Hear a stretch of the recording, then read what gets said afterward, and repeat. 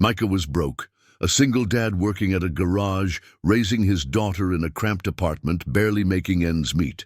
Then at 2 a.m. his phone rang. Wrong number. "I can't sleep," whispered a woman's voice. "Will you stay on the line?" He should have hung up. Instead, he said, "Yeah, I'm here." Night after night she called. Two strangers talking in darkness. No names, no faces, just honest conversation that made him feel alive again for the first time since his wife died. What he didn't know, she was Eleanor Vale, billionaire heiress hiding from scandal. When his daughter needs emergency surgery and he has no money, he desperately calls her for help. She pays for everything, then shows up at the hospital. Seeing her face changes everything. She's everything he's not. Rich, privileged, from a different world. He's angry she lied. She's terrified he only sees her money now. Can love survive when it was born in darkness but must live in light? Before we jump back in, tell us where you're tuning in from.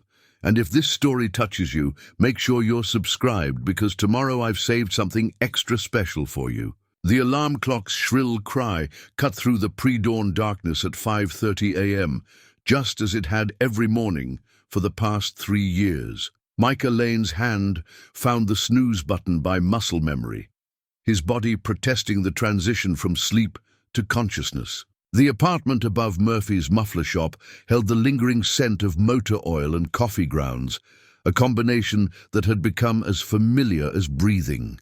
He rolled onto his side, squinting at the thin shaft of light creeping through the gap in the second-hand curtains. Tuesday morning, another day in the endless procession of days that had become his life since Sarah died. The phone call from the night before seemed like a dream now. Something his exhausted mind might have conjured in those twilight moments. Between waking and sleeping, "Daddy," Emma's voice drifted from the narrow hallway, soft and questioning.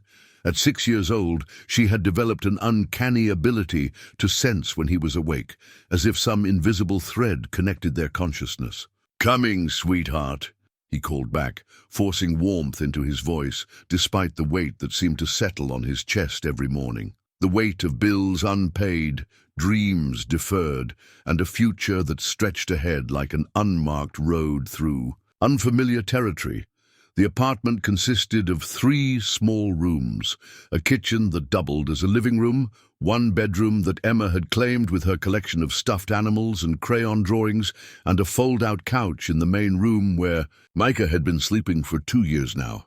He'd given her the bedroom when she started having nightmares about Mommy not coming back, and somehow the arrangement had become permanent. Emma appeared in the doorway wearing her favorite purple pajamas, the ones with tiny unicorns that Sarah had bought her for her 4th birthday.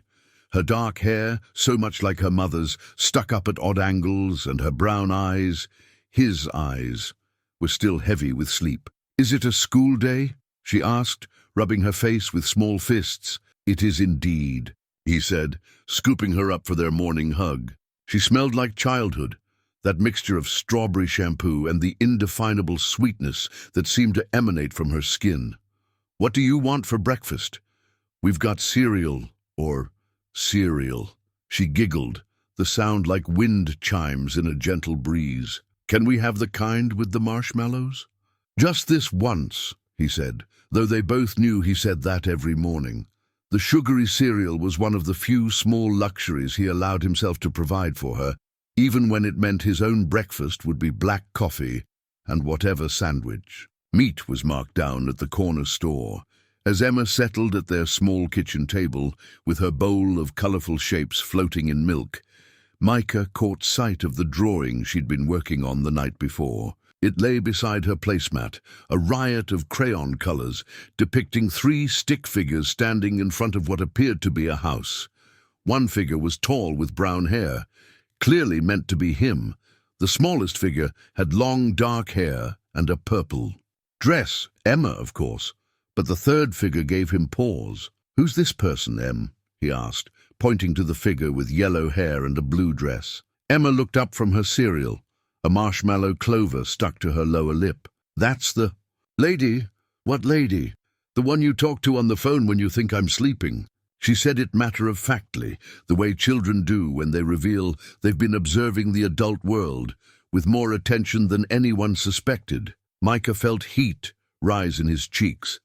"Sweetheart, that was just... Is she nice?" Emma interrupted, her spoon making lazy circles in her bowl. "She sounds nice. When you talk to her, you use your happy voice." His happy voice. Had he even realized he had one anymore? For 3 years, since Sarah's accident, he'd felt like he was performing the role of father, going through the motions of living while something essential inside him remained frozen. The late-night phone calls had started a week ago, and in time the mysterious woman called.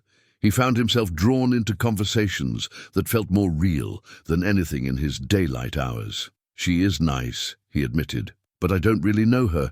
She just calls sometimes when she can't sleep. Like, when I have bad dreams and you stay with me." The simplicity of her understanding caught him off guard. Something like that. Emma nodded sagely and returned to her cereal. At 6, she possessed an emotional intelligence that sometimes left him wondering who was raising whom. She'd been 4 when Sarah died, old enough to understand that Mommy wasn't coming back, but young enough to accept their new reality with the resilience that seemed built into children's DNA. The sound of air brakes and rumbling engines signaled the morning rush beginning in earnest on the street below. Micah glanced at the clock, 6:45 a.m. Time to get moving if Emma was going to make it to school on time, and he was going to make it to work without Murphy giving him one of those long, disappointed looks that seemed to carry the weight of his employer's patience, wearing thin. "All right, little bird, time to get dressed," he said, clearing Emma's empty bowl. "Mrs. Chen is going to walk you to school today, remember?" Mrs. Chen lived in the apartment below theirs, a widow in her 70s who had appointed herself as Emma's unofficial grandmother. She spoke limited English, peppered with Mandarin phrases that Emma had begun picking up, much to Micah's amusement. The arrangement worked well for everyone. Mrs. Chen enjoyed having a child to fuss over. Emma adored the attention and the occasional Chinese pastries that appeared in her backpack, and Micah had one less thing to worry about in his increasingly complicated morning routine. While Emma got dressed, Micah stepped into the bathroom they shared and studied his reflection in the mirror above the sink. 34 years old, but the face staring back at him looked older, marked by the kind of weariness that sleep couldn't cure. His dark hair needed cutting, and there were lines around his eyes that hadn't been there when Sarah was alive. When had he started looking like his father? The phone sat silent on the kitchen counter as he made his way through the morning routine, packing Emma's lunch, checking that she had her homework folder, making sure his own work clothes were clean enough. For another day, the device seemed to mock him with its ordinary appearance. Just a basic model he'd bought at the discount store when their old one finally died. Nothing special about it. Yet for 7 nights running, it had been the conduit for conversations that felt like lifelines thrown to a drowning man. He didn't know her name, didn't know what she looked like, how old she was, or why she called his number specifically. All he knew was that she sounded lost, the way he felt most of the time, and that talking to her made him remember what it felt like. To be understood. "Daddy, I can't find my other shoe." Emma's voice carried a note of panic that was disproportionate to the crisis, but entirely normal for a 6-year-old running late. "Check under your bed," he called back, then added with the confidence of experience. "Left side, near the wall." A moment later, "Got it. How did you know?" "Because I know you," he thought. "Because in this chaos of unpaid bills and uncertain tomorrows, you're the one constant that makes sense.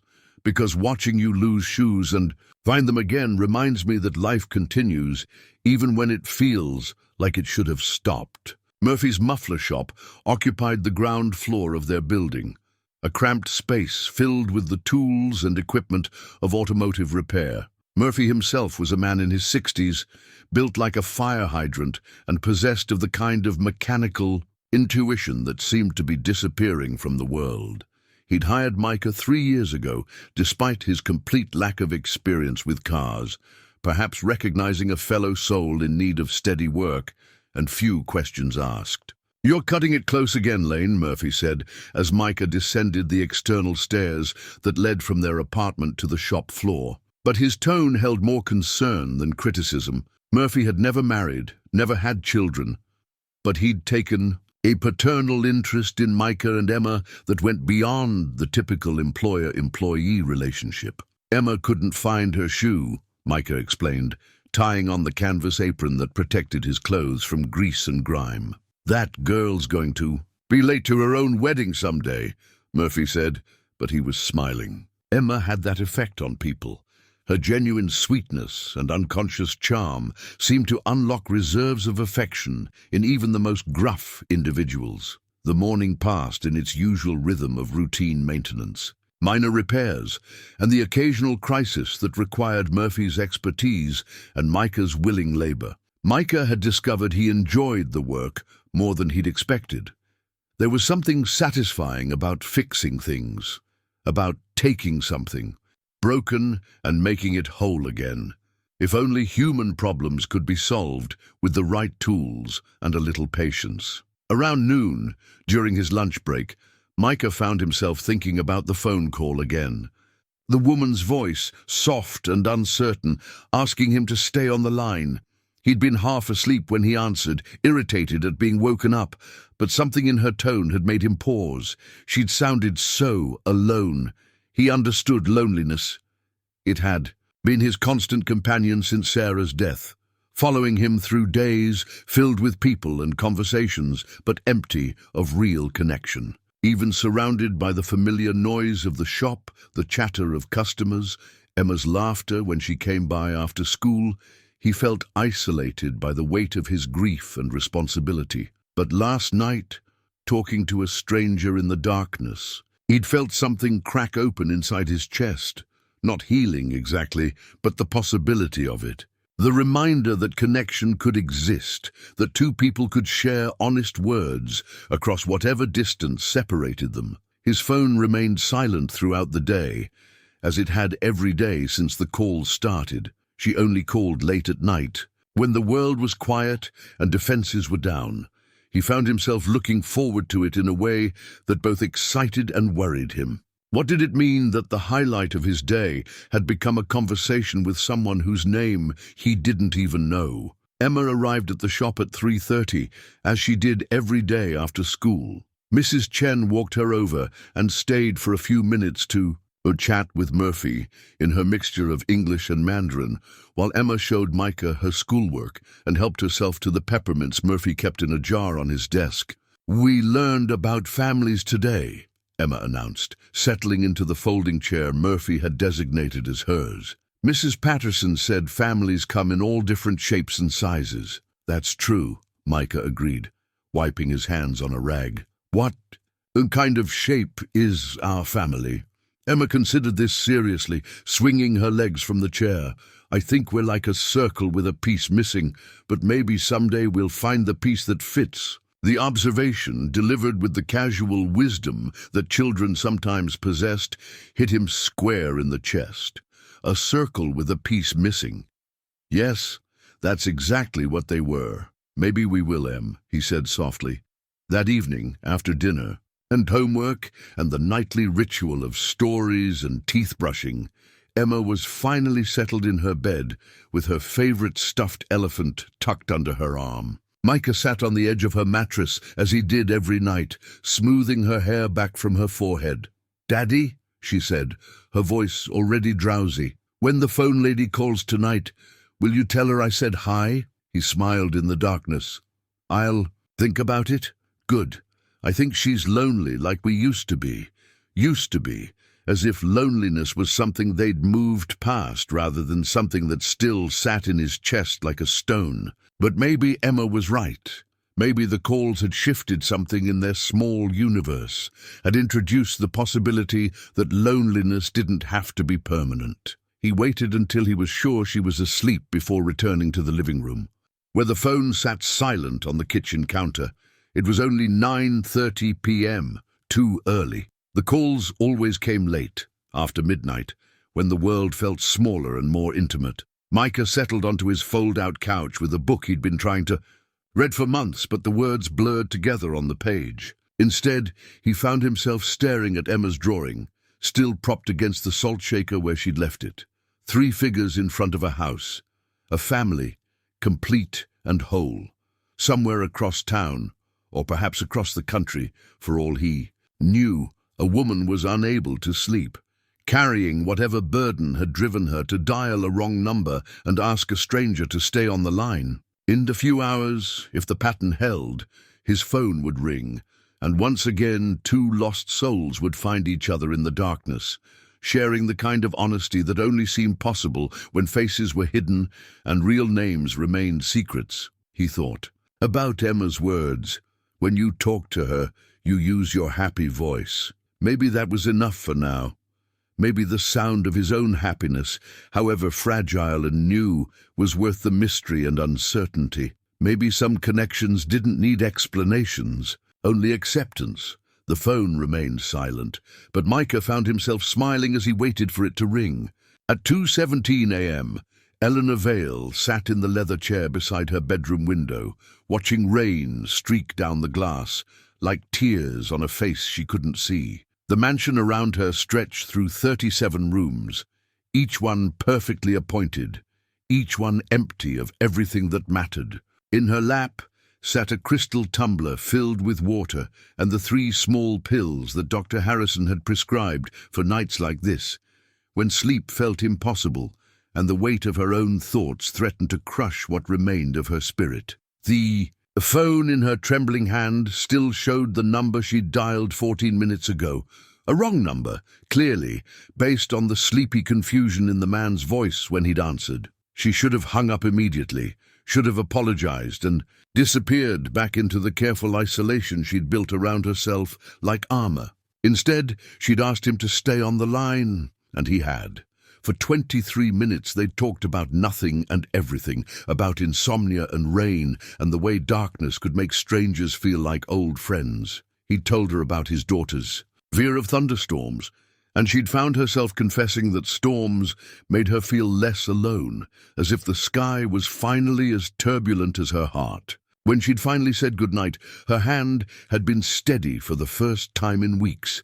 Now, hours later, she stared at the pills in her palm and made a decision that would have shocked Dr. Harrison and terrified her mother. She walked to the bathroom and flushed them down the toilet, watching them disappear in a swirl of water. If she was going to feel, she wanted to feel everything. The pain, yes, but also whatever small spark of connection had ignited during that unexpected conversation. Eleanor Constance Vale had been raised to be perfect. At 31, she was the sole heir to the Vale fortune, built over 4 generations through careful investments and strategic marriages. She'd attended the right schools, married the right man, appeared in the society pages with the right smile. Until 6 months ago, when her carefully constructed life had exploded in a scandal that made headlines from Boston to Beverly Hills. The photos had been everywhere, her fiancé Charles Pemberton III emerging from the 4 Seasons with her best friend Vivian, their faces flushed with the kind of passion Eleanor had never inspired in Charles, despite 3 years of engagement. The wedding, planned for 400 guests at her family's Newport estate, had been called off. The deposits, all non-refundable, the humiliation, absolute. But it wasn't the betrayal that had broken her. It was the realization that she felt. Relief. 3 years with Charles, and she'd never once felt the kind of desperate longing that had driven him into Vivian's arms. She'd never felt anything approaching the connection she'd experienced in 23 minutes with a stranger whose name she didn't know. What did that say about the life she'd been living? The aftermath had been brutal. Her mother, Constance Vale, named after the family's defining characteristic, had orchestrated a damage control campaign that involved complete social withdrawal until this unfortunate incident faded from public memory. Eleanor had retreated to the family's winter house in the Berkshire Mountains, a sprawling estate that had been her grandfather's sanctuary and had now become her prison. For 6 months, she'd seen no one except the housekeeper, Mrs. Morrison, who came twice a week to maintain the illusion that the house was lived in rather than simply occupied. Her days blended together in a haze of prescribed tranquilizers and carefully managed numbness. She slept too much and ate too little. She read books without retaining their contents and watched movies without caring about their endings. Until last week, when insomnia had replaced the chemical sleep and she'd found herself dialing random numbers in the early hours of morning, searching for a human voice that didn't know her history or her shame. Most people hung up immediately. Some were rude. A few were concerned enough to ask if she was all right before gently ending the call. But last Tuesday, she'd reached a number that belonged to someone who understood what it meant to be awake when the rest of the world slept, who didn't question her need for connection without explanation. His voice was warm, roughened by sleep, but patient in a way that suggested he knew something about waiting through long nights. He had a slight accent she couldn't place, not quite southern, but something that spoke of places where people still said "ma'am" and meant it. When he laughed, which he'd done twice during their conversation, it sounded like he was out of practice. But remembered how. Eleanor pulled her silk robe tighter around her shoulders and padded down the hallway to her grandfather's study. The room smelled of leather and old wood, untouched since his death 5 years earlier. His desk still held his fountain pen and reading glasses, as if he might return at any moment to finish reviewing the quarterly reports that had defined his existence. On the desk lay the letter she'd been writing and rewriting for 3 days. Her resignation from the various boards and charitable organizations that had given her life structure and purpose. Her mother had made it clear that Eleanor's continued involvement would be awkward until sufficient time had passed. Sufficient time for what, she wondered? For people to forget? For her to transform back into the perfect daughter who made appropriate choices and inspired no gossip? She thought about the man on the phone, how he'd mentioned working at a garage, coming home with grease under his fingernails and satisfaction in his voice. When was the last time she'd felt satisfied by anything she'd accomplished? When had her own work felt real rather than performative? The irony wasn't lost on her that she'd spent her entire adult life surrounded by people, yet feeling profoundly alone, while a wrong number had connected her to someone who made her feel understood. In minutes, he'd told her about reading bedtime stories to his daughter, about the way she fell asleep holding his hand, and Eleanor had felt something crack open in her chest, not the sharp pain of breaking, but the tender ache of something frozen beginning. To thaw! Her phone showed 2:43 a.m., too late to call anyone, too early to pretend morning was approaching. In the old days, before the scandal, before the retreat, before the careful chemical buffer between herself and her feelings, she would have taken another pill and waited for oblivion. Now she found herself dialing the number she'd memorized. Without meaning to, he answered on the second ring, his voice clearer tonight, as if he'd been expecting her call. "Hello? It's me," she said, the words coming out softer than she'd intended. "The wrong number from last week. I hope I didn't wake you." "I was awake," he said, and she could hear the smile in his voice. "Couldn't sleep either. Never can anymore. I used to take pills for it, but I stopped. That's probably good. Sleep should come naturally, when your mind's ready for it." There was wisdom in that, she thought. Her insomnia wasn't really about sleep. It was about the way her thoughts circled, endlessly through the wreckage of her old life, searching for something worth salvaging. The pills had quieted the thoughts, but hadn't resolved them. "Can I ask you something?" she said, settling into her grandfather's chair. "Sure. Do you ever feel like you're living someone else's life, like you woke up one day and nothing around you belonged to you anymore?" He was quiet for a long moment, and she wondered if she'd overstepped some invisible boundary between strangers sharing darkness. "Every day since my wife died," he said finally, "I keep waiting to feel like myself again, but I don't know if that person exists anymore." The honesty in his voice took her breath away. When was the last time someone had spoken to her without calculation, without considering how their words might be used or repeated or turned against them? "I'm sorry," she said, "about your wife." "Thank you." It's been 3 years, but grief doesn't follow anyone else's timeline. No, she agreed, thinking of her own different kind of grief, not for someone who had died, but for the life she'd never really lived. It doesn't. They talked until dawn crept through the windows about loss and disappointment and the strange way hope could survive even when everything else felt broken. He told her about his daughter's questions he couldn't answer and his fear that he wasn't enough for her. She found herself confessing things she'd never told anyone. How empty her engagement had felt, how she'd spent years going through the motions of a life that looked perfect from the outside but felt hollow at its core. When the call ended, Eleanor realized she hadn't thought about Charles or the scandal or her mother's disappointment for 4 hours. Instead, she'd been present in the conversation, engaged in a way she couldn't remember being for years. She walked to the window and watched the sun paint the mountains in shades of gold and rose. For the first time in months, morning felt like a beginning rather than simply another day to endure. Her phone sat silent in her hand, but she knew it would ring again tomorrow night. And for the first time in longer than she could remember, she had something to look forward to. The third night's call came at 1:48 a.m., and this time Micah was waiting for it. He'd found himself checking the clock every few minutes after midnight, a behavior that would have worried him if it didn't feel so natural. When the phone finally rang, he answered before the second chime. "You're up early tonight," he said instead of hello. Her laugh was soft, surprised. "Is it that obvious I've been thinking about calling for the past hour?" "Takes one to know one." He settled back against the pillows he'd arranged on his fold-out couch, making himself comfortable for what he hoped would be another long conversation. "What's keeping you awake tonight?" "The same thing as always. Too many thoughts. Not enough. Peace." She paused, and he could hear the sound of rain against windows. "What about you?" Micah looked down at his left hand, where Sarah's wedding ring still circled his finger like a golden chain. He'd been twisting it absently while waiting for the call, a habit he'd developed in the months after her death. Tonight, for the first time.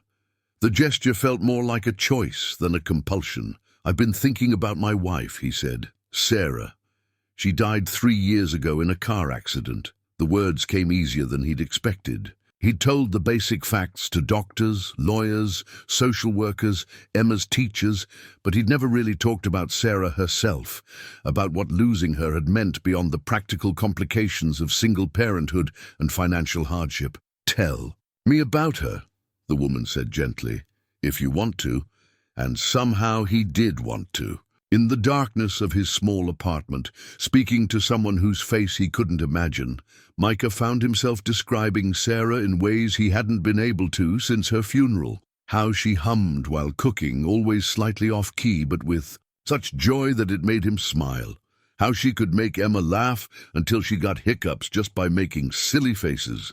How she'd leave little notes in his lunchbox, nothing profound, just "have a good day," or "Emma drew you a picture," or sometimes just a heart drawn in blue ink. "She sounds wonderful," the woman said when he finished. "You loved her very much." "I did. I do." He twisted the ring again, feeling its familiar weight. "But lately I've been wondering if holding on to her so tightly is fair to Emma, or to me." It was the first time he'd admitted that doubt aloud, even to himself. The guilt that followed the words was immediate and sharp. "What do you mean?" "Emma draws pictures of families with 3 people in them, and lately she's been asking about the woman I talked to on the phone. She's 6 years old, and she's trying to take care of me. That's not right. Children are wiser than we give them credit for," the woman said thoughtfully. "Maybe she's not trying to take care of you. Maybe she's trying to tell you it's okay to let someone else in." The idea settled into his chest like a warm stone. He'd been so focused on preserving Sarah's memory that he'd never considered Emma might need something different from him. Not the shrine he'd built to her mother's memory, but permission to build new memories with new people. "Can I ask you something?" he said. "Always? Why do you call? I mean, there are helplines, people trained for this kind of thing. Why a random number?" She was quiet for so long he wondered if he'd crossed a line. When she finally spoke, her voice was smaller, more vulnerable than he'd heard it before. "Because helplines want to fix me, and I don't think I'm broken in a way that can be fixed. They want to give me strategies and coping mechanisms, but what I really need is just this. Someone to talk to who doesn't know what I'm supposed to be." There was a story behind those words, layers of pain and expectation, that he wanted to understand. But he sensed she wasn't ready to share more, and he'd learned that patience was often the kindest gift you could give someone carrying a heavy burden. "I understand," he said. "Sometimes it's easier to be honest with a stranger." "Exactly. With you, I can just be me, whoever that is." They talked until nearly 4 in the morning, sharing stories that felt too intimate for daylight, but perfectly natural in the cocoon of darkness and distance. She told him about a childhood spent in boarding schools, always trying to meet expectations that seemed to shift just out of reach.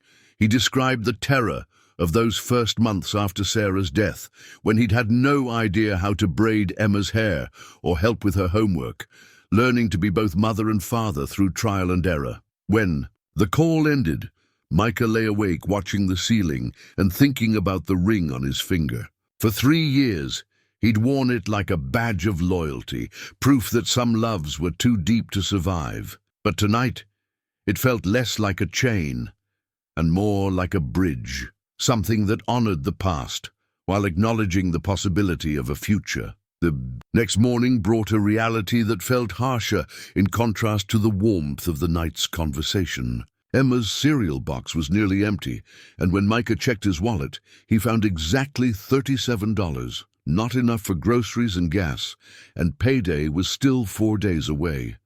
The notice on their door was yellow and official, with words like "final" and "eviction" printed in bold letters. Micah crumpled it quickly before Emma could see, but the damage was done. They had 2 weeks to come up with 3 months back rent, or they'd lose the apartment. "Daddy, why do you look sad?" Emma asked as they walked to school together.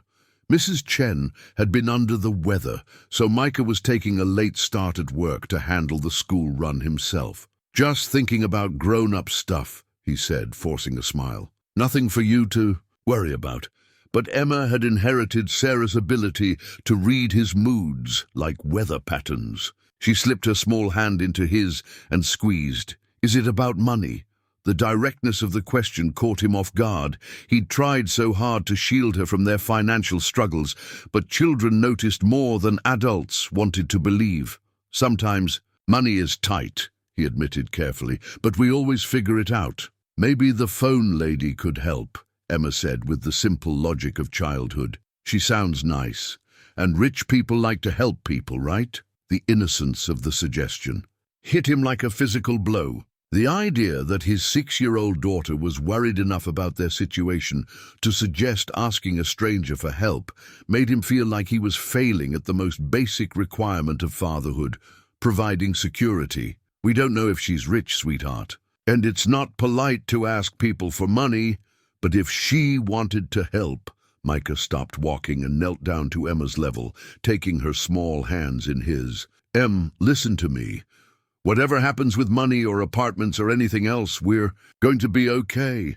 That's my job, taking care of you, not anybody else's." She nodded solemnly, but he could see the worry lingering in her brown eyes. At 6 years old, she was already learning that adults couldn't always keep their promises about safety and security. That night, as he waited for the phone to ring, Micah found himself staring at Sarah's ring again.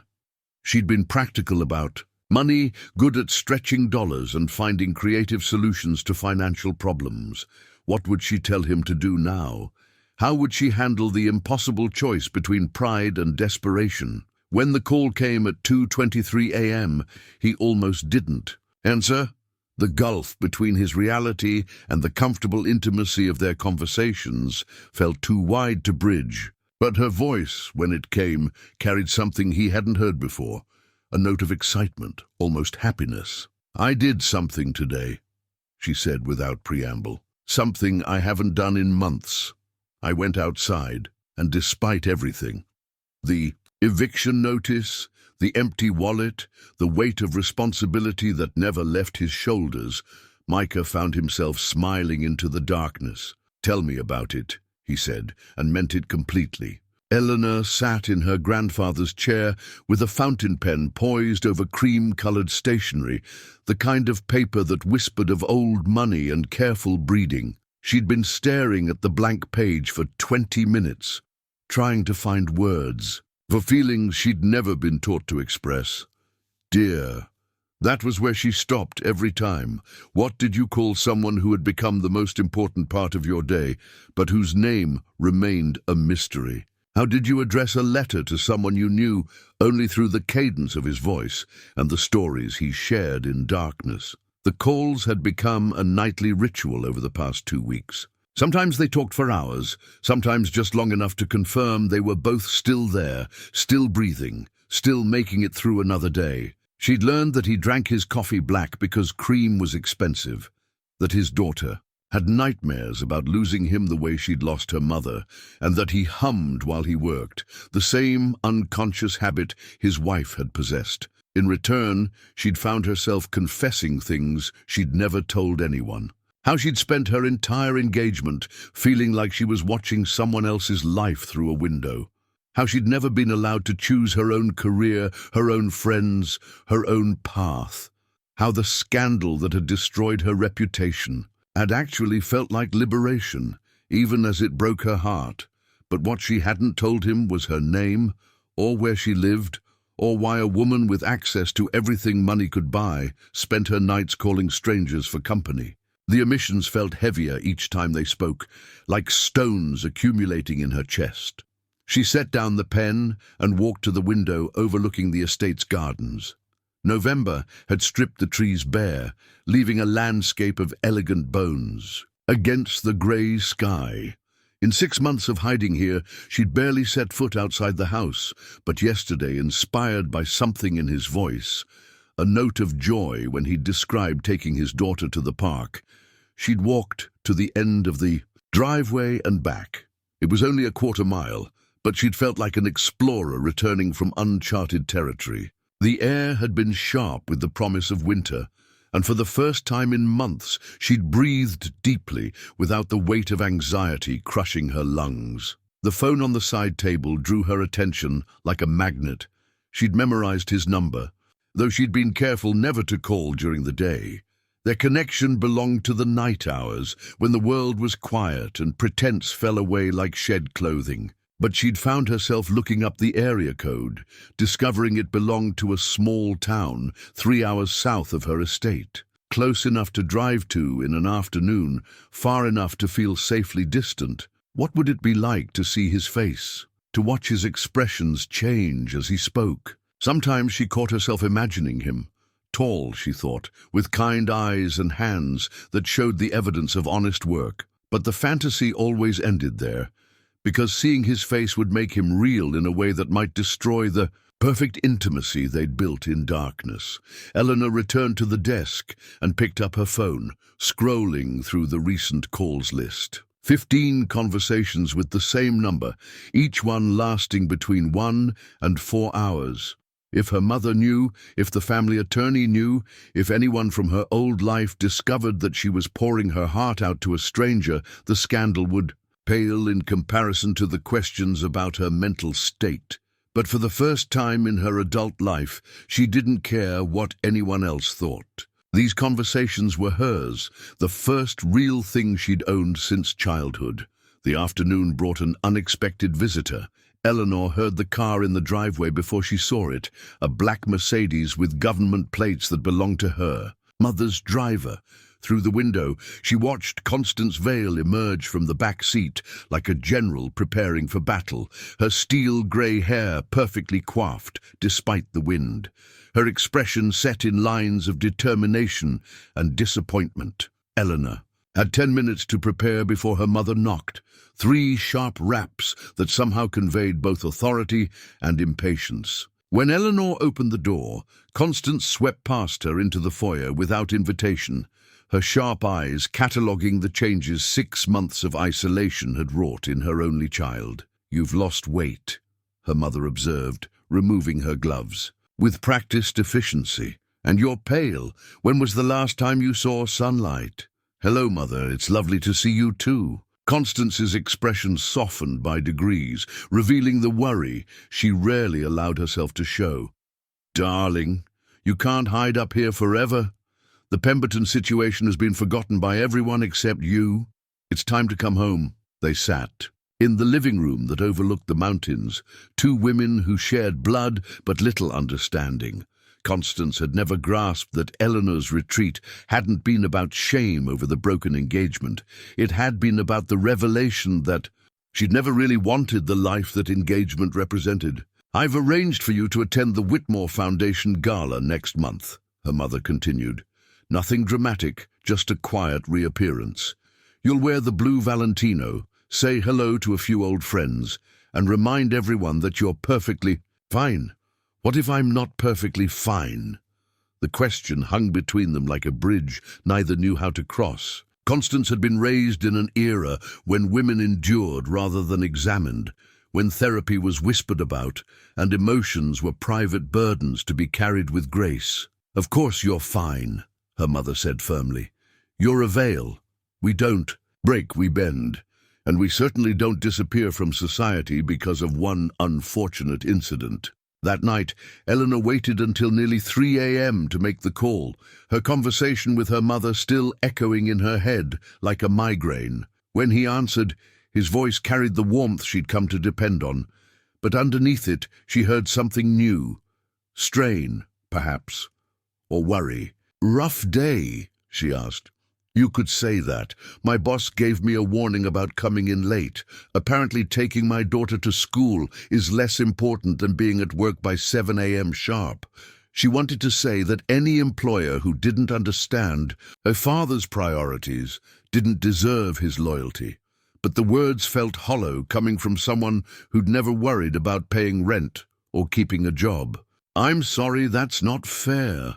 Fair doesn't really enter into it when you need the paycheck. His laugh was tired, edged with frustration. "What about you?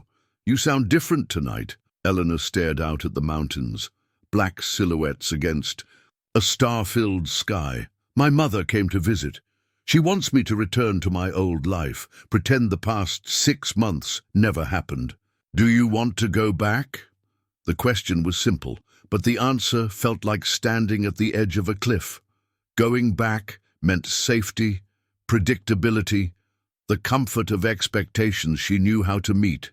Staying meant uncertainty, but also the possibility of becoming someone she'd never been allowed to be.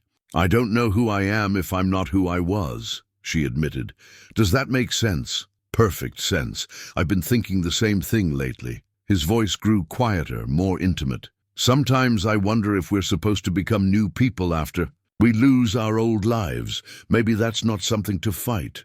They talked until dawn, two souls in transition, trying to map the territory between who they'd been and who they might become. When the call ended, Eleanor walked outside to watch the sunrise, feeling the frost crunch beneath her bare feet and not caring that it was probably foolish to be standing in her nightgown in November. For the first time in months, she felt awake. The newspaper clipping had been folded and unfolded so many times that the creases threatened to tear through the headline, "Vale heiress flees after wedding scandal." Eleanor kept it hidden in her grandfather's desk drawer, though she couldn't explain why she tortured herself by reading it every few days. Perhaps because the woman described in the article, spoiled, privileged, humiliated by her own poor judgment, bore so little resemblance to the person she'd become in these months of exile. The photograph accompanying the story showed her leaving the Four Seasons on the night she'd discovered Charles with Vivian, her face a mask of composure that had cost her everything to maintain. She'd perfected that expression over 31 years of public appearances. Never let them see you break, never give them ammunition, never be anything less than perfectly controlled. But the woman who sat talking to a stranger until dawn, every night had learned the luxury of authentic emotion. She'd cried on the phone with him when he described reading his wife's journal and finding an entry about how proud she was of the father he'd become. She'd laughed until her sides ached when he told her about Emma's attempt to make pancakes that had somehow resulted in batter on the ceiling. She'd felt more like herself in these shadowy conversations than in any brightly lit ballroom. Tonight's call came earlier than usual, 11:47 p.m., and his voice carried a weight that made her sit up straighter in her chair. "I need to tell you something," he said without preamble, "about my wife, about how she died." Eleanor had learned to listen for the spaces between his words, the places where pain lived in the silence. Only if you want to. She was coming home from her book club. It was raining, had been all day, and the roads were slick. There was a curve about 2 miles from our house. I'd driven it 1,000 times, never thought twice about it. His voice caught, and she heard him take a careful breath. The police said she probably hit the brakes too hard when she saw the deer. The car slid sideways into a tree. Eleanor closed her eyes, imagining a woman she'd never met, but felt she knew through his stories, someone who left notes in lunchboxes and sang off-key while cooking, someone who would have been hurrying home to tuck her daughter into bed. "But here's the thing I've never told anyone," he continued. "She called me from the car, right before it happened. She was only 5 minutes away, and she called to ask if I wanted her to pick up milk on the way home. We talked for maybe 30 seconds, about nothing important, and then I heard her gasp and the line went dead." The weight of carrying that moment alone for 3 years pressed against Eleanor's chest like a stone. Oh my God! I was the last person she spoke to, and we talked about milk. For 3 years I've wondered if she was distracted by the call. If I somehow caused... No! The word came out sharper than she'd intended. "No, you can't think that. You were being a husband, connecting with your wife. That's what love looks like. Checking in about ordinary things because you care about the details of each other's lives. The rational part of me knows that. But rationality doesn't do much good at 3 in the morning when you're lying awake, wondering if your last conversation with the person you loved most was about grocery shopping." Eleanor understood about guilt that defied logic, her own shame.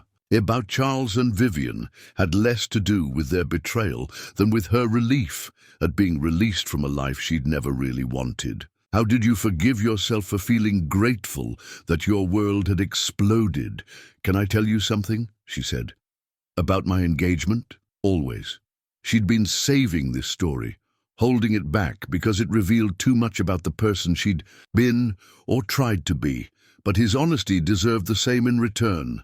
The night before Charles and I got engaged, I called my college roommate and told her I thought I was making a mistake.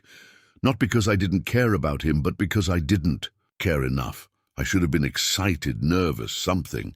Instead, I felt like I was accepting a job I didn't want, but couldn't afford to turn down. What did she say? That marriage was about partnership and stability, not fairy tales. That love was a choice you made every day, not a feeling that overwhelmed you. Eleanor laughed, but there was no humor in it. "So I chose to choose him. For 3 years, I woke up every morning and chose to love someone I barely knew, someone who barely knew me. But you did it. You honored the commitment. Did I? Or did I just go through the motions while my real self went into hiding?" She stood and walked to the window, pressing her palm against the cold glass. "When I found him with Vivian, my first thought wasn't hurt or anger. It was relief that I wouldn't have to pretend anymore." They sat in silence for a long moment. Two people who had learned that sometimes love meant carrying impossible burdens.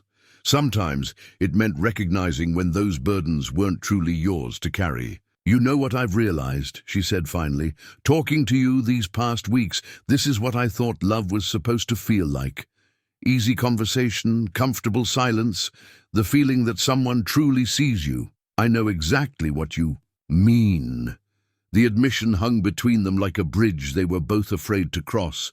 They'd been dancing around this recognition for days, that what had started as comfort for two lonely souls had become something deeper, more dangerous. "Are we falling in love with each other?" The question slipped out before Eleanor could stop it, and she immediately wanted to take it back. Love required presence. shared experiences, the mundane reality of seeing someone at their worst. What they had was beautiful but built on mystery.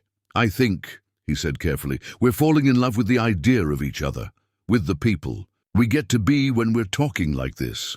It was a wise distinction, and it hurt because it was probably true. She loved the father who stayed up worrying about his daughter's future, the man who still wore his wife's ring but was learning to imagine taking it off. But would she love the person who existed in daylight, who dealt with bills and traffic and the thousand small irritations of ordinary life? "Would you want to meet?" she asked, surprising herself again. "Hypothetically?" Another long pause. "Honestly, I'm terrified it would ruin this. What we have here, it's perfect because it's separate from everything else. The real world has a way of complicating perfect things." Eleanor nodded, even though he couldn't see her. The real world had expectations, judgments, practical considerations that could poison the purest emotions. Her world especially, where relationships were evaluated for their social and financial advantages, where love was secondary to suitability. "Besides," he added, and she could hear the smile in his voice, "I'm pretty sure you're imagining me as much more attractive than I actually am." "Probably," she agreed, laughing. "I've decided you look like a movie star who happens to fix cars, and I've been picturing you as some kind of mysterious woman of the world, sophisticated and elegant." If only he knew she was sitting in a $1,000 nightgown she'd worn for 3 days straight, her hair unwashed, and her feet bare, more lost than sophisticated. But maybe that was the gift of their connection. They could be whoever they needed to be in the safety of darkness and distance. The call lasted until nearly dawn, and when it ended, Eleanor found herself staring at the newspaper clipping again. The woman in the photograph looked like a stranger now, someone whose problems belonged to a different lifetime. Whatever happened next, whether they eventually met or remained forever voices in the night, she would always be grateful for the reminder that love, real love, felt like coming home to yourself. Murphy handed Micah the key to the shop with the same ceremony another man might use to pass on a family heirloom. The brass was worn smooth from decades of use, and it felt heavier than its actual weight in Micah's palm. 43 years I've been turning this key," Murphy said, his voice gruff with emotion he was trying to hide. "My father gave me this place, and his father gave it to him. But times change, and so do neighborhoods." They stood in the middle of the garage, surrounded by the tools and equipment that had become as familiar as furniture in Micah's own home. The smell of motor oil and metal shavings, the sound of pneumatic tools and classic rock radio, the comfortable rhythm of honest work, all of it would be gone in 2 weeks when the property management company took possession. "I'm sorry, son," Murphy continued, removing his canvas apron for the last time. "I know this leaves you in a tough spot." Micah nodded, not trusting his voice. In 2 weeks he'd lose his job, his apartment, and the closest thing to family he and Emma had outside of each other. The eviction notice had been joined by a second notice, then a third, each one printed on increasingly urgent colored paper. "The new owners," he said finally. "They're sure they won't need. They're putting in a coffee shop."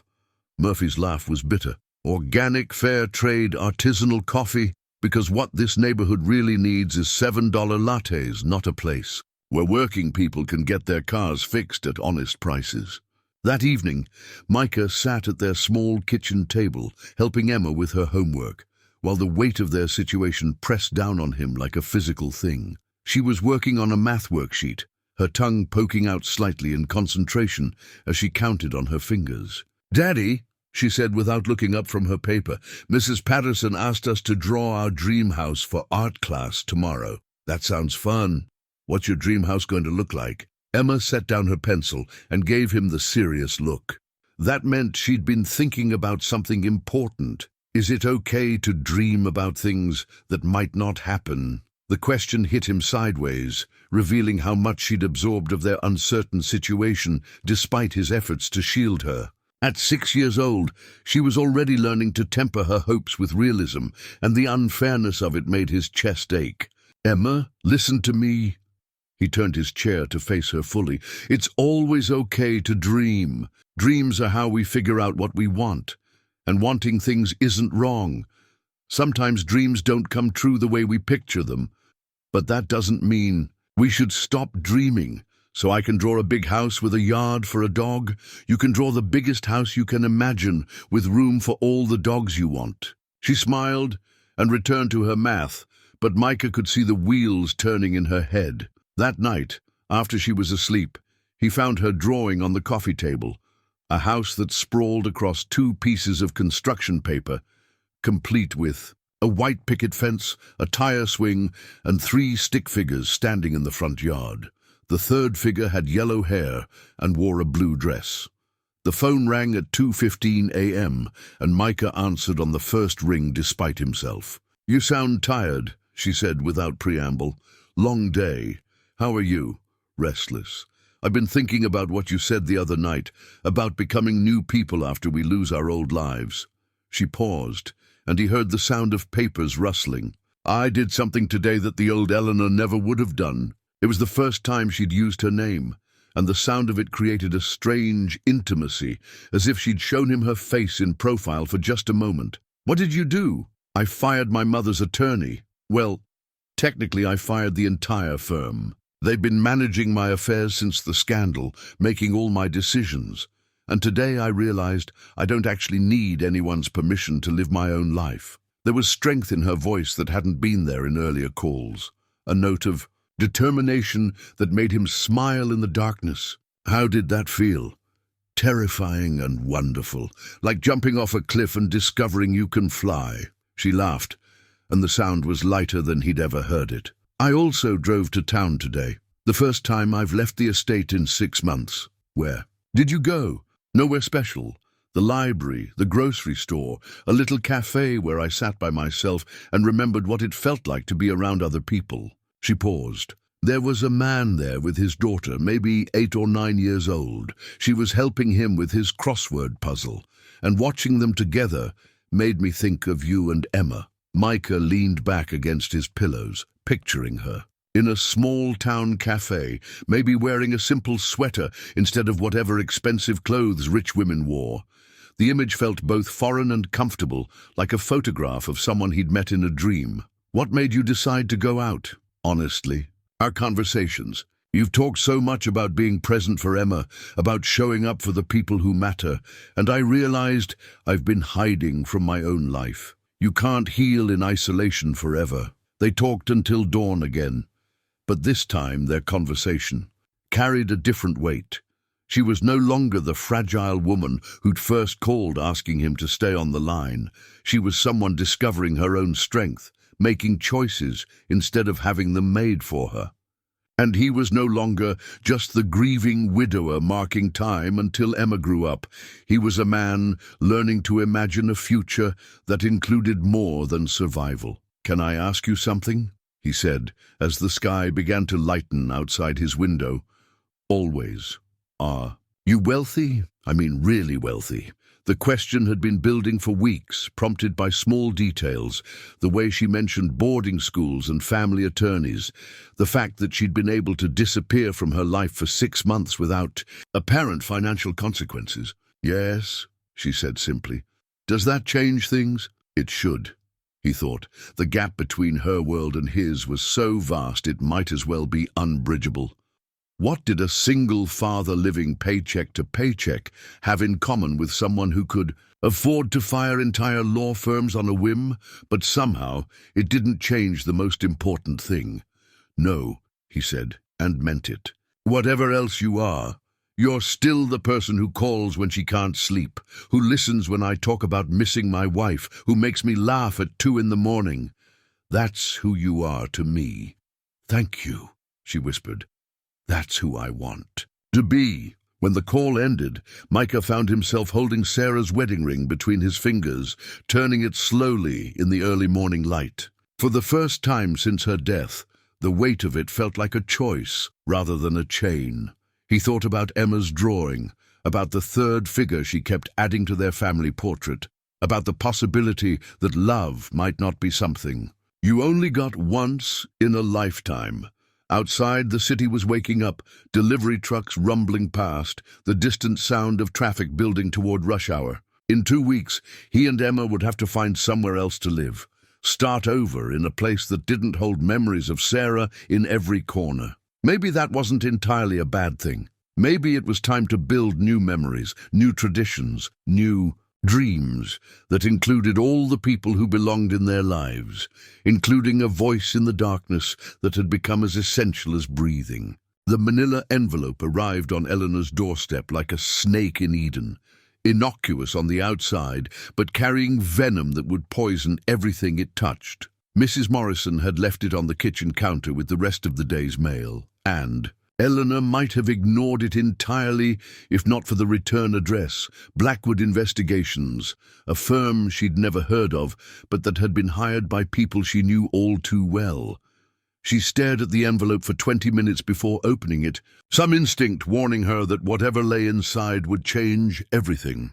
When she finally tore the seal, photographs spilled across the granite countertop like evidence at a crime scene. The first image showed a man emerging from Murphy's muffler shop, his dark hair catching the afternoon sunlight, grease stains visible on his work shirt. The second captured him walking hand in hand with a small girl with brown eyes and a purple backpack. The third showed them in what appeared to be a grocery store, the man's face turned toward his daughter with an expression of such tender patience that Eleanor's breath caught in her throat. Micah Lane, age 34, widowed 3 years, employed at Murphy's Auto Repair. Daughter, Emma Lane, age 6, current residence, apartment above business premises. Financial status, struggling. Recent activity, nightly phone calls to this number. The private investigator's report was thorough, clinical in its invasion of privacy. It detailed his wife's death, his financial difficulties, Emma's school and her teacher's name, even the fact that he'd been late to work several times in recent weeks. There was a credit report showing mounting debt, medical bills from Emma's birth that were still being paid off in installments, and a note that he was behind on rent. At the bottom of the file, in neat handwriting, someone had written, "Subject. Appears unaware of client's identity or financial status. Relationship developing rapidly. Recommend immediate intervention." Eleanor's hands shook as she read the cover letter. Her mother had commissioned this investigation 3 weeks ago after growing concerned about Eleanor's improved mood and secretive behavior. Constance Vale didn't believe in coincidences or private healing. Everything in her world was managed, controlled, and ultimately used to advantage. The photos made him real in a way that voice alone never could. This was the man who worked with. His hands, who came home tired but still had patience for a 6-year-old's questions. This was the father who packed lunches and walked his daughter to school, who worried about money but somehow found resources for small luxuries like sugary cereal and new crayons. This was also the man she'd been falling in love with night by night, word by word, without knowing his face or his true circumstances. But the worst part wasn't the violation of their privacy. The worst part was the timestamp on the photographs. They'd been taken yesterday, the same day she'd called him feeling stronger and more hopeful than she had in months. While she'd been celebrating her small steps toward independence, someone, hired by her family, had been documenting his life like a stalker, reducing his struggles to bullet points in a report. Eleanor grabbed her phone and started to dial his number, then stopped. What would she say? How do you explain that your family had you investigated? How do you admit that every conversation they'd shared had been documented and analyzed? More importantly, how do you tell someone you've been lying by omission about who you are when they've been completely honest with you? The phone rang at 1:43 a.m., earlier than usual. Eleanor had been sitting in the dark for hours, the investigator's report spread across her lap like accusations. When she saw his number on the display, guilt crashed over her like a cold wave. "And can't talk long tonight," he said, and his voice carried a strain she'd never heard before. "I'm sorry, I needed to hear your voice." "What's wrong?" Emma's teacher called. Apparently she's been talking about us, about the phone calls, and Mrs. Patterson is concerned about appropriate boundaries or some such nonsense. She's worried Emma is getting confused about who you are to us."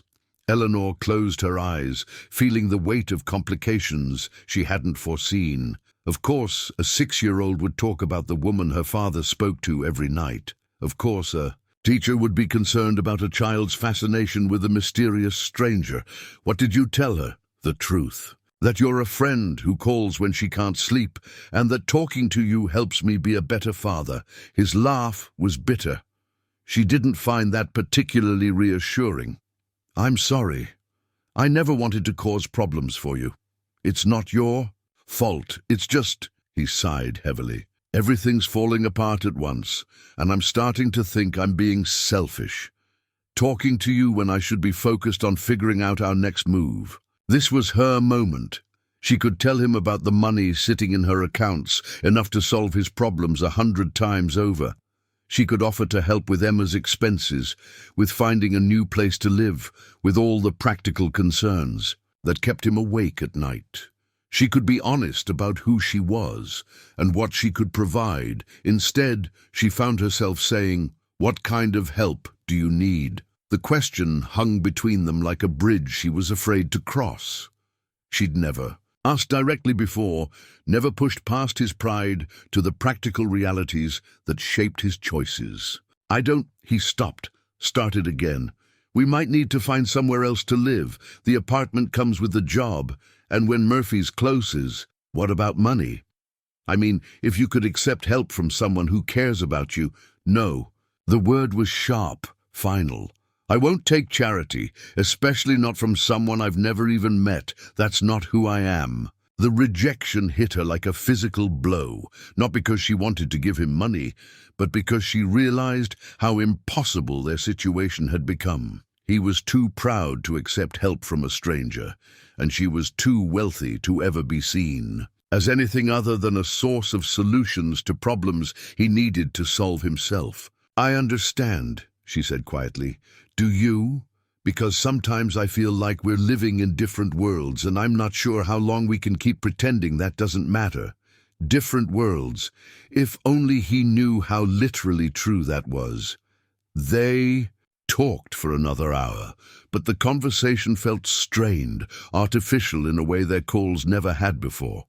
He was worried about practical things, jobs, apartments, Emma's stability. She was worried about abstract things, whether their connection could survive the truth, whether love built on partial honesty could ever be real.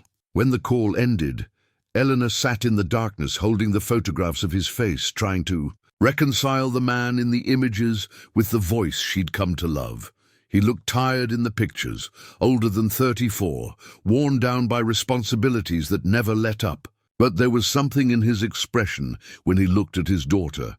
A fierce protectiveness, a tenderness that made her understand why Emma felt so secure, despite their uncertain circumstances. She thought about the easy way he'd rejected, her offer of help, how quickly he'd drawn the line between connection and dependency. His pride wasn't the performative kind she'd grown up around. It was the quiet dignity of someone who'd learned to stand on his own, even when the ground was shifting beneath his feet. How could she tell him that she was exactly the kind of person he wouldn't want help from? That she represented everything he was working against: inherited wealth, unearned advantages, the ability to solve problems with money rather than effort? Eleanor picked up her phone and scrolled to his number, her thumb hovering over the call button. She could dial and confess everything: her real name, her family's investigation, the trust fund that could change his life if he'd let it.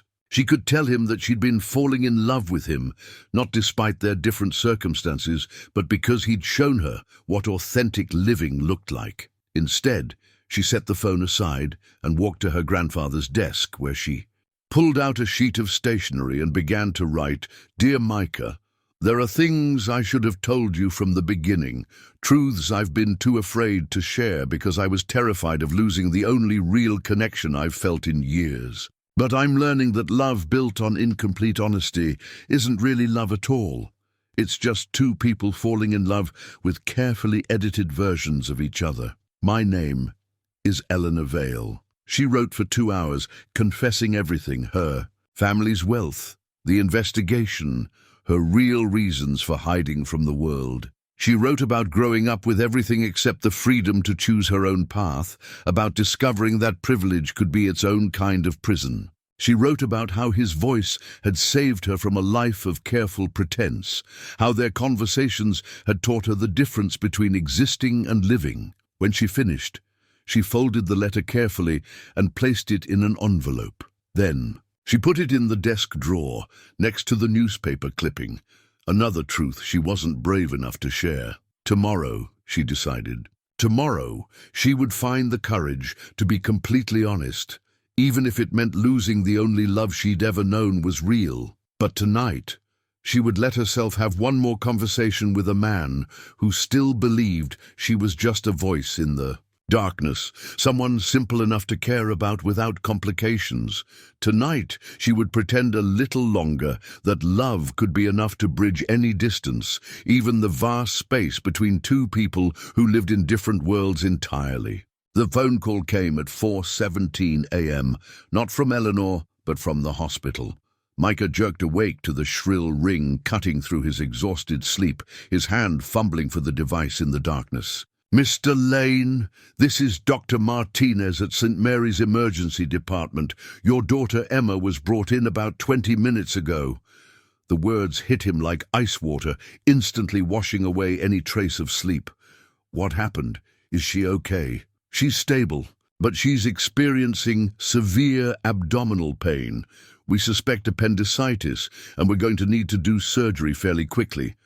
How soon can you get here?" Micah was already pulling on clothes with one hand, the phone pressed to his ear with the other.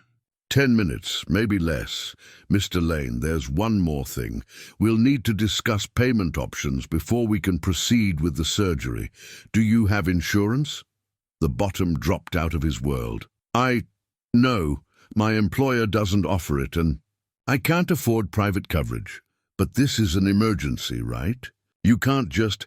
We'll provide emergency stabilization, of course, but the surgery will need financial arrangements.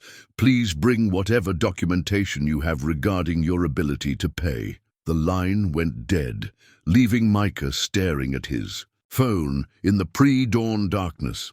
Emma needed surgery, life-saving surgery, and he had $37 in his wallet and nothing in his savings account except the crushing weight of existing debt. Mrs. Chen appeared in the hallway as he ran. Down the stairs, her robe hastily thrown over her nightgown.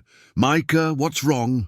"Emma's at the hospital. Appendicitis. They think she needs surgery." The words tumbled out in a rush as he fumbled for his car keys. "Oh, my dear boy." Mrs. Chen's hands fluttered to her chest. "You go. I'll call work for you. Explain everything. Don't worry about anything except Emma."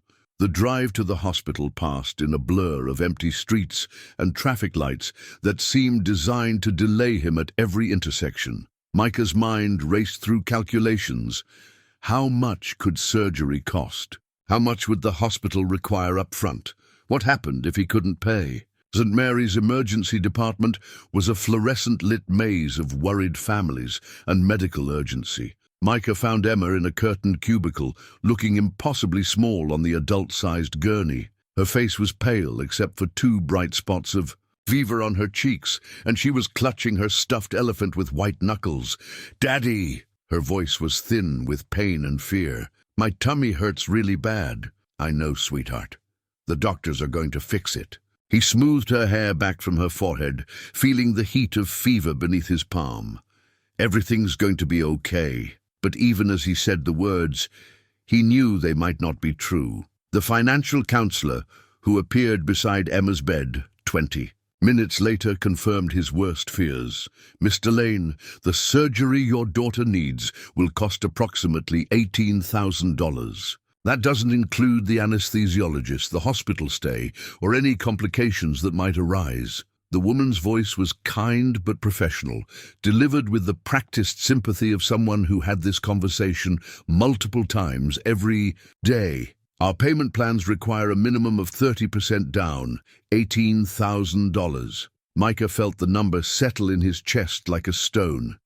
Even if he sold everything he owned, he couldn't come up with $5,000, let alone 6. What happens if I can't pay? We'll provide emergency stabilization and pain management, but elective surgery. She let the sentence hang unfinished, its implication clear. This isn't elective, Micah said, hearing his voice rise despite his efforts to stay calm. Her appendix could rupture. I understand your concern, Mr. Lane. Let me see what options we might have. She left him alone with Emma, who had drifted into an uneasy doze between waves of pain. Micah pulled out his phone with shaking hands and stared at Eleanor's number. Pride, dignity, the careful boundaries he'd maintained between them. None of it mattered now. His daughter needed surgery, and he was out of options. The call went straight to voicemail. He tried again with the same result. On the third attempt, he left a message that felt like stepping off a cliff into empty air. Eleanor, it's me. I know it's early, but Emma's in the hospital and I... His voice cracked and he had to start again. She needs surgery and I can't afford it. I know I said I wouldn't ask for help, but I'm asking now. I'm begging, please call me back. He hung up and immediately felt sick with shame. 3 hours ago, he'd been a man who solved his own problems, who took care of his daughter, through hard work and determination. Now he was someone who called strangers in the middle of the night, asking for money to save his child's life. But Emma stirred on the gurney, whimpering softly, and his shame transformed into fierce determination. He would do anything, ask anyone, sacrifice everything if it meant keeping her safe. The phone rang in his hand, and Eleanor's number appeared on the screen. I got your message, she said without preamble. How is she? They think it's appendicitis. She needs surgery, but I don't have insurance, and they want $6,000 up front. The words poured out in a desperate rush. I know we don't really know each other, and I have no right to ask, but if you could loan me the money. What hospital? St. Mary's.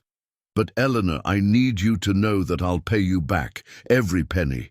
It might take years, but I swear, don't worry about that now. What's your daughter's full name? Emma Rose Lane. She's in the emergency department. I'm going to take care of this. You focus on being with Emma. The line went dead before he could respond, leaving Micah staring at his phone in confusion. Take care of this how? Eleanor had said she was wealthy, but arranging payment for emergency surgery at 4 in the morning seemed impossible even for someone with money. 30 minutes later, the financial counselor returned with an expression of professional bewilderment. Mr. Lane, I'm not sure how to explain this, but your daughter's surgery has been completely covered by an anonymous donor. All expenses, including any extended care she might need. The payment went through about 10 minutes ago. Micah felt the world tilt on its axis. Anonymous.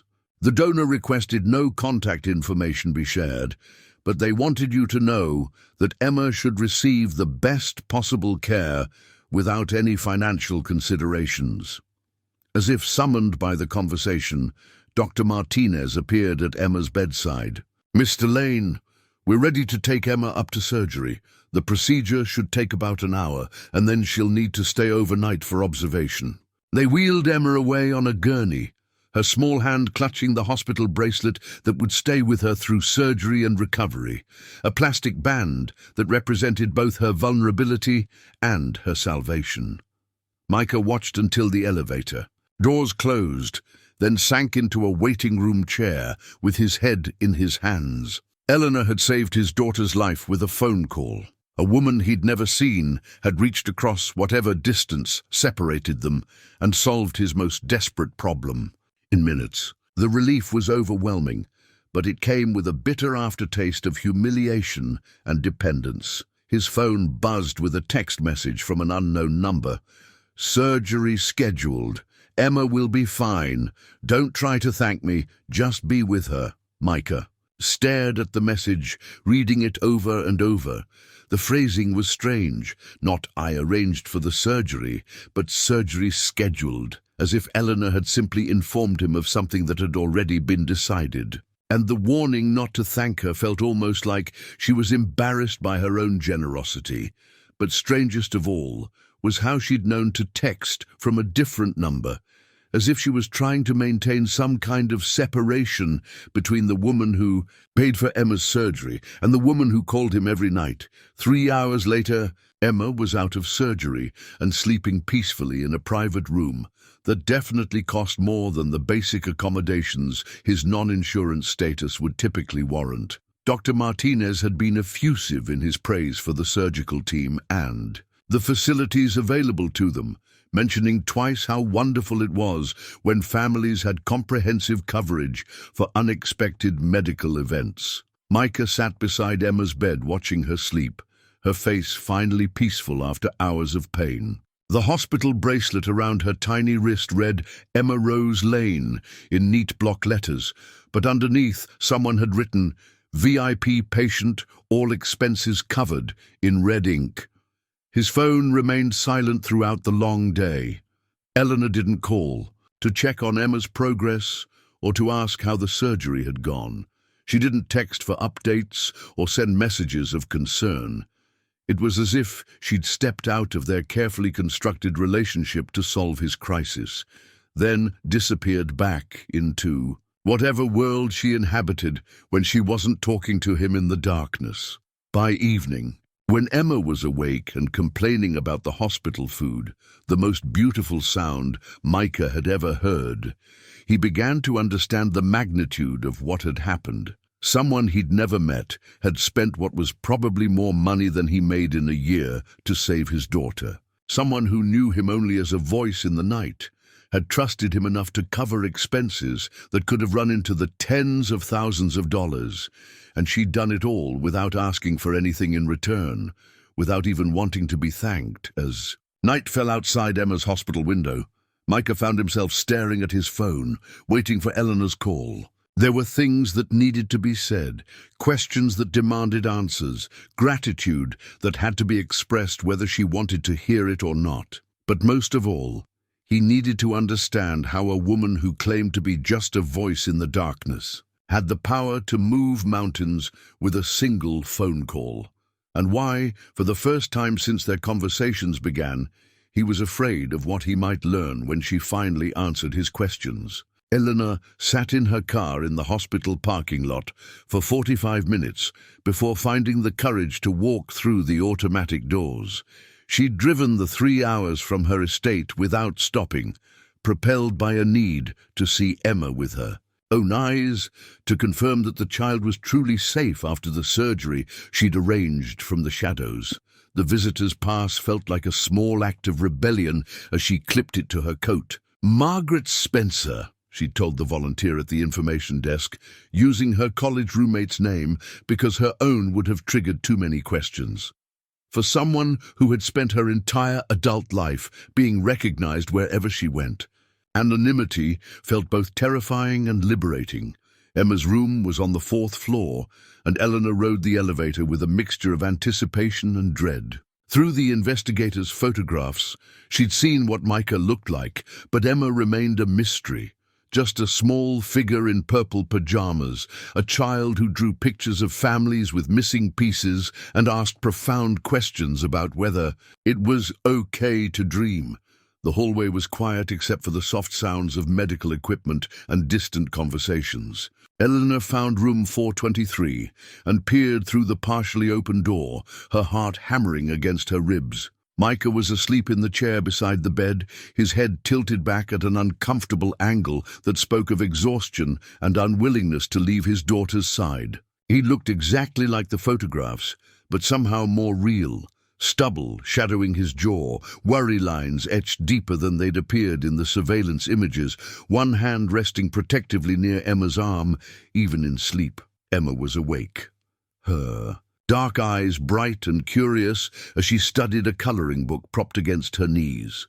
The hospital bracelet around her wrist caught the afternoon light, and Eleanor felt a stab of emotion at seeing the physical proof of what her money had accomplished.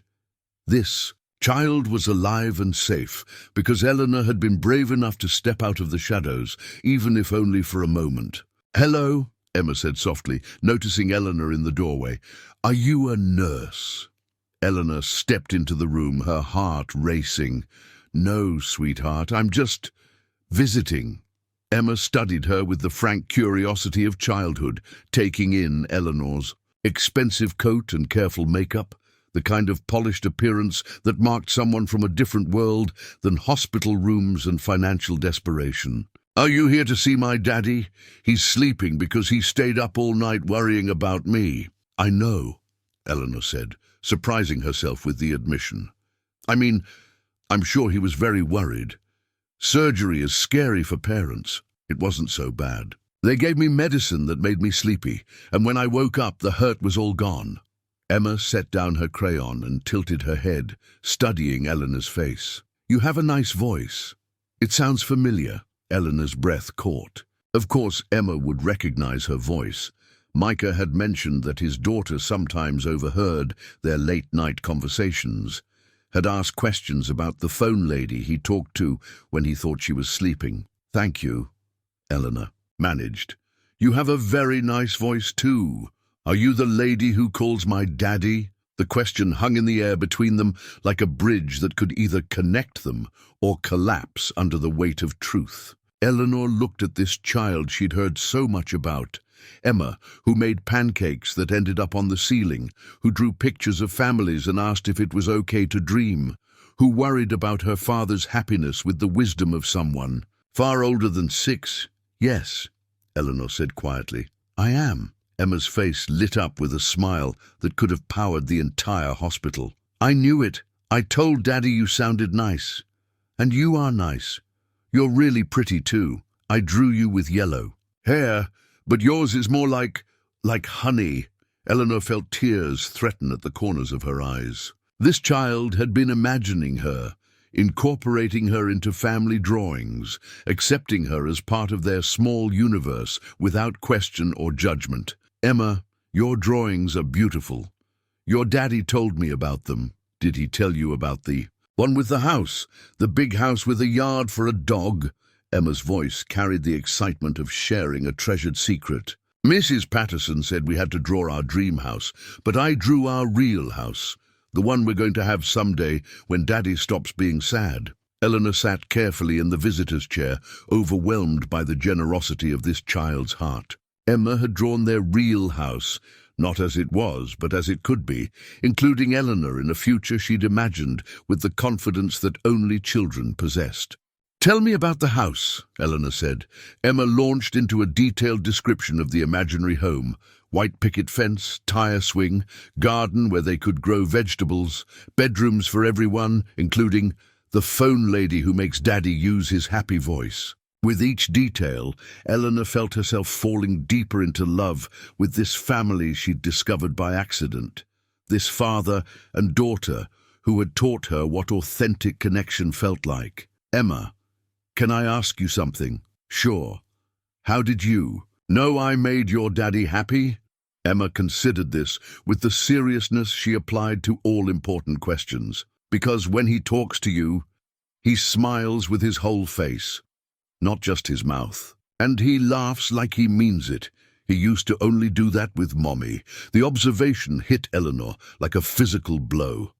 This perceptive child had recognized something Eleanor had only begun to understand herself, that their nightly conversations had awakened something in Micah that had been dormant since his wife's death. "Your daddy is a very good man," Eleanor said. "I know, but he gets lonely sometimes. I think he needs a friend who isn't 6 years old." Emma grinned. "I'm a good friend, but I'm not very good at grown-up problems." Eleanor laughed, despite her emotional turmoil.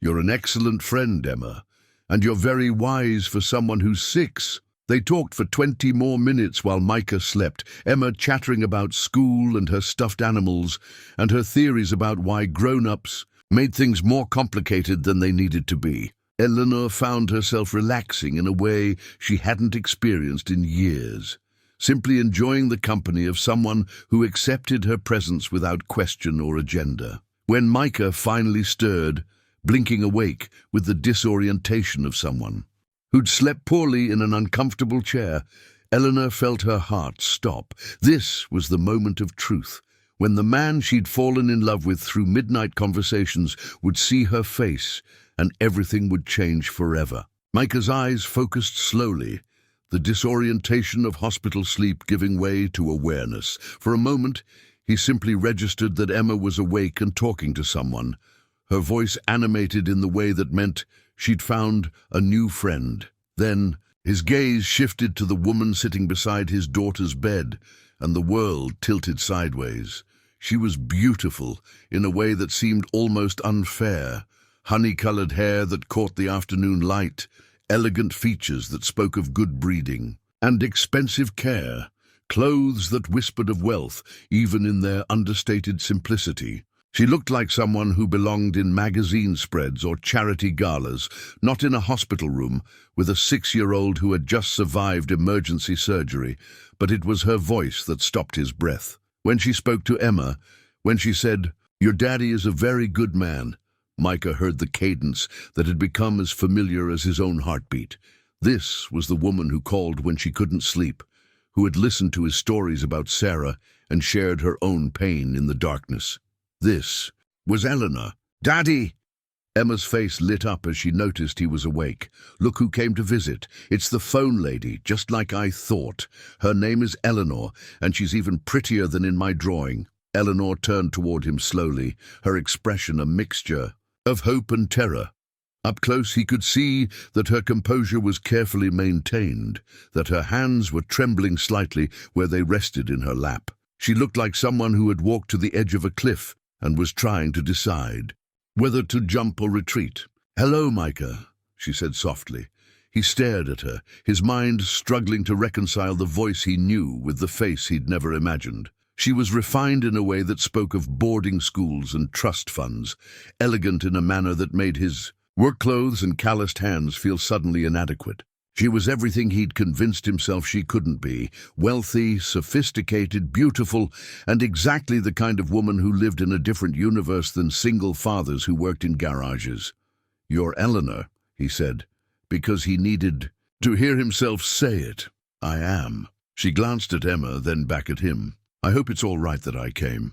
I needed to see that Emma was okay." The words hung between them, loaded with implications neither of them had the courage to examine fully.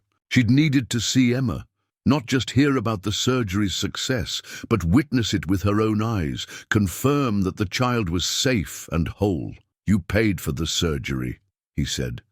It wasn't a question. Eleanor nodded, her chin lifting slightly, as if preparing for his anger or rejection. "Yes."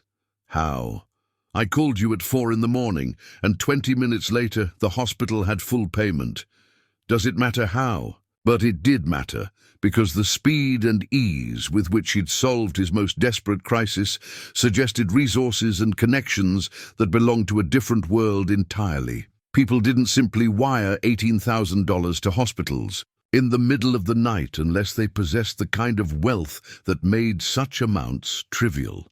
"Who are you?" he asked. "I mean, really, not just Eleanor who can't sleep.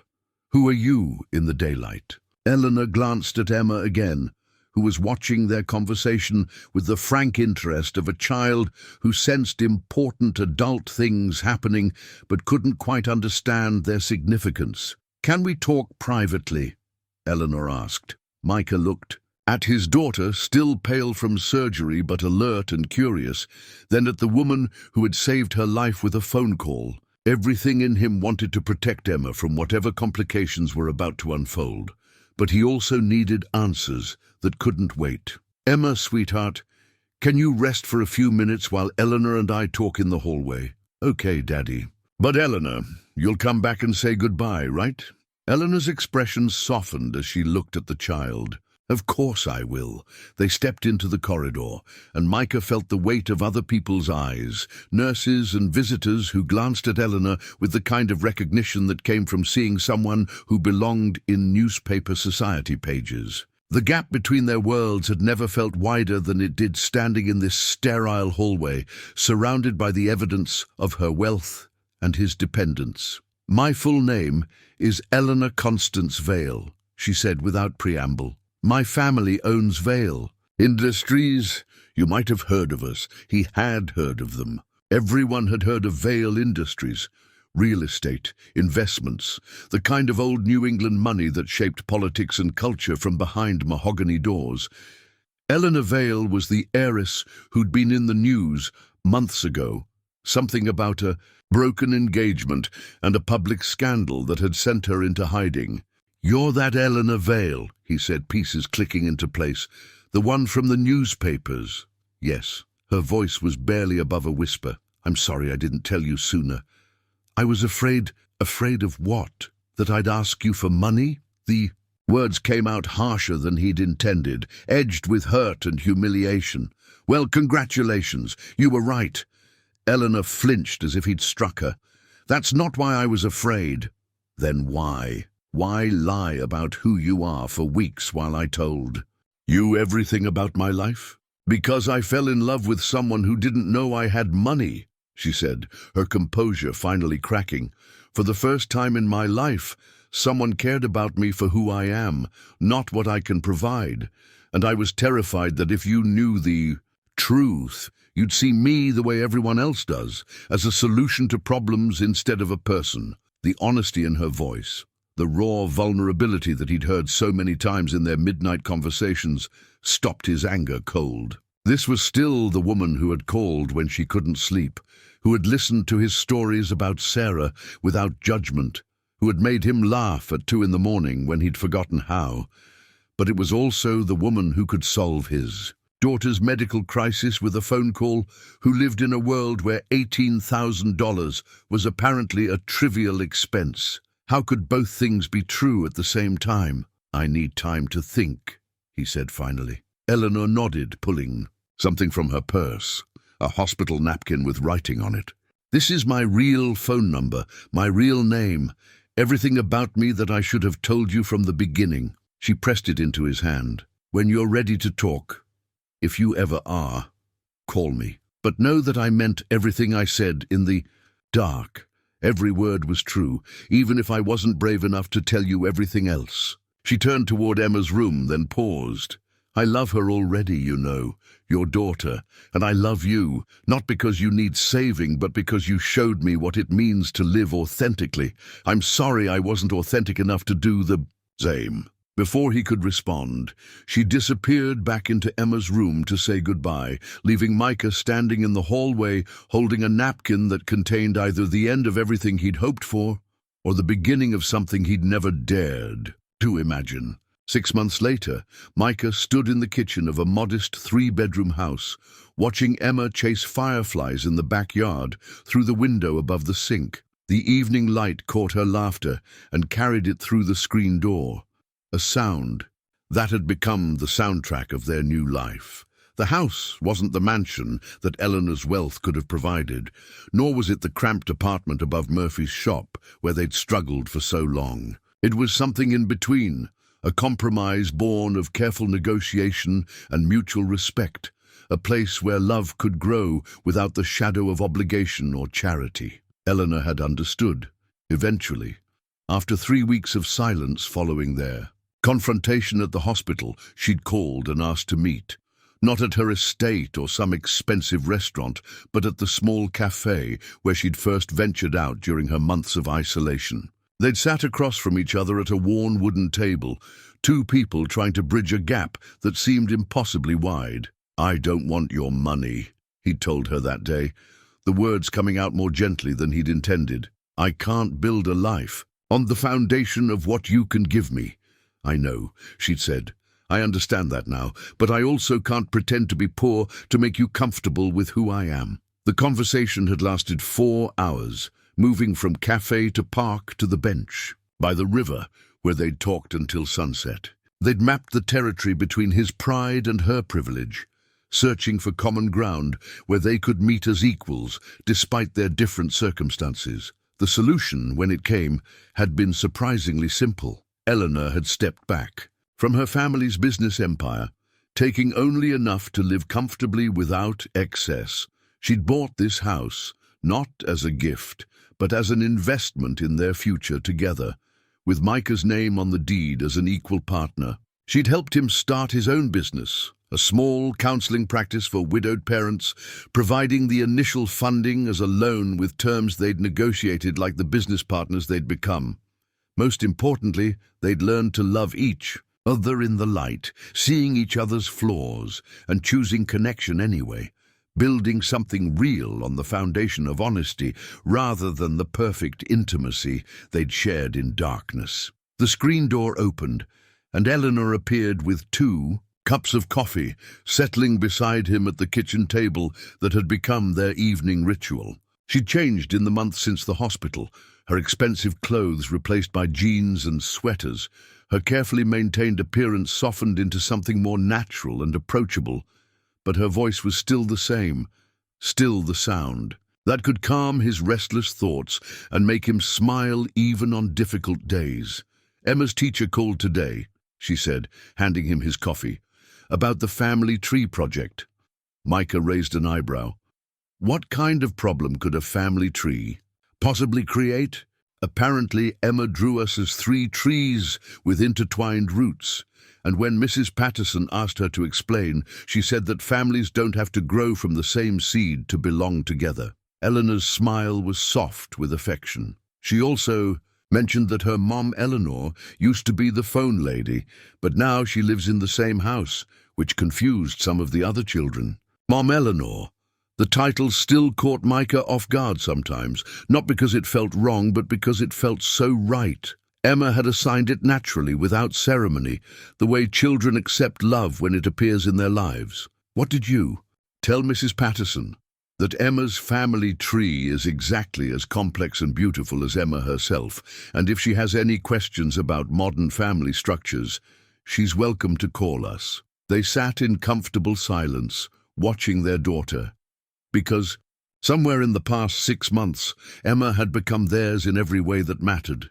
Collect lightning bugs in a mason jar. The yard was small but sufficient, with space for the vegetable garden Eleanor had insisted on planting, and the tire swing that Micah had hung from the old oak tree. It wasn't the life either of them had imagined, but it was the life they'd chosen, together. Eleanor had discovered the satisfaction of work that mattered, volunteering at the crisis center where Micah held his counseling sessions. Micah had learned that accepting help wasn't always weakness, that love sometimes meant letting someone else carry part of the burden. The key to their new house sat on the counter beside Eleanor's purse, a simple brass key that represented not wealth or charity, but partnership. Equal names on the deed, equal voices in the decisions, equal investment in the future they were building together. "I have something for you," Eleanor said, reaching into her pocket and pulling out a small wrapped box.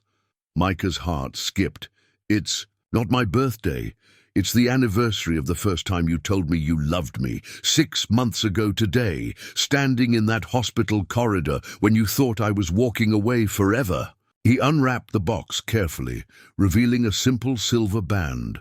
Not expensive, not ostentatious, just a ring that would fit comfortably beside Sarah's wedding band, which he'd finally moved to his right hand 3 months ago. "Eleanor, it's not an engagement ring," she said quickly. "It's a promise ring. A promise that we'll keep choosing each other, in darkness and in light, through whatever comes next."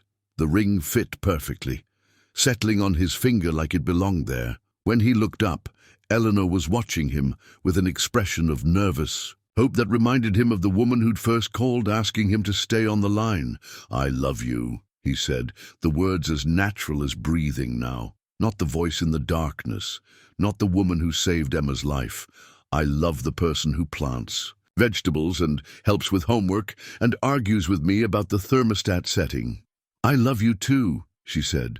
"The man who makes coffee too strong and leaves his socks on the bathroom floor and still says goodnight to Sarah's picture every evening." Outside, Emma appeared at the screen door, holding her jar of fireflies. "Can we let them go now?"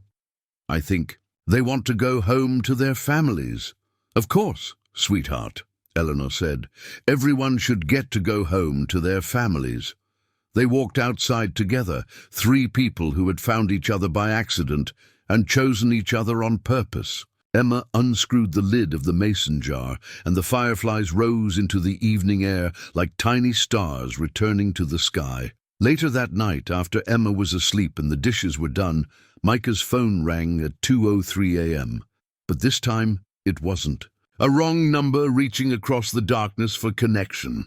It was Eleanor, calling from the bedroom next door. "Are you awake?" she asked, her voice carrying the same gentle cadence that had first drawn him in. "Yeah," he said, smiling in the darkness. "I'm here. Good. I love you. I love you too. Some wrong numbers," he thought as he hung up the phone, led exactly where they're supposed to go.